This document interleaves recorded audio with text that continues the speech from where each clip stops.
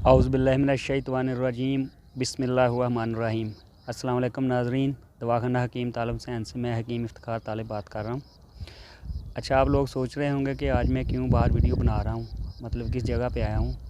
अक्सर लोग हम जड़ी बूटियों की तलाश में या जड़ी बूटियों के लिए बाहर ऐसे इलाकों में जाते हैं जहाँ से हमें मतलब जड़ी बूटियाँ या ऐसी चीज़ें मिल सकें। या मेरे पीछे देख सकते हैं कि बाज़ कोई ऐसी जड़ी बूटियाँ जो हमें बाज़ार से दस्तयाब ना हों, या ऐसी कोई चीज़ जिसकी हमें बिल्कुल असल की ज़रूरत हो तो हम खुद भी उसको ढूंढने चले जाते हैं। आज भी इसी सिलसिले में आया था मैं बाहर। अच्छा, आज मैं आपको थोड़ा सा एक बताऊंगा कि क़ुव्वत बाह की कमी और सरदशिया, इसके बारे में आपको थोड़ा सा बताऊंगा। अब वीडियो शुरू करने से पहले आप ये मेरा पेज लाइक कर लें, अगर वीडियो पसंद आए तो इसको शेयर भी किया करें और लोगों को भी बताया करें। अगर आपके साथ ऐसे मसाइल हैं तो काइंडली आप ये हमारे साथ डिस्कस कर सकते हैं। चलते हैं असल मौजू की तरफ। क़ुव्वत बाह की कमी और सरदशिया। जमा के बाद सर्द पानी पीना या ठंडे शरबत पीना नहायत मुज़र है।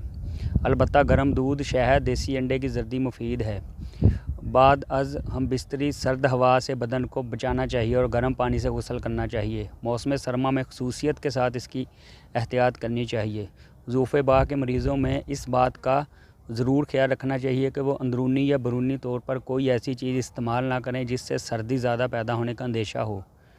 नेज़ क्या करवाने या ज़्यादा कब्ज़ कुशा अद्वियात वगैरह से भी इज्तनाब करना चाहिए। ऐसे मरीज़ों को ऐसी रियाज़त नहीं करनी चाहिए जिससे पैसा पसीना ज़्यादा खारिज हो और अज़ाए ख़ास आपके थक जाएं या जिस्मानी तौर पे आपको थकावट महसूस हो। नीज़ ऐसे मरीज़ को गमो गुस्सा और थकान की हालत में भी हरगज़ हम बिस्तरी नहीं करनी चाहिए, क्योंकि ऐसा करने से ज़ूफ़े बाह में ज़्यादती का बहुत ज़्यादा ख़तरा होता है और आपकी मर्दाना ताकत में बहुत ज़्यादा कमी हो जाती है।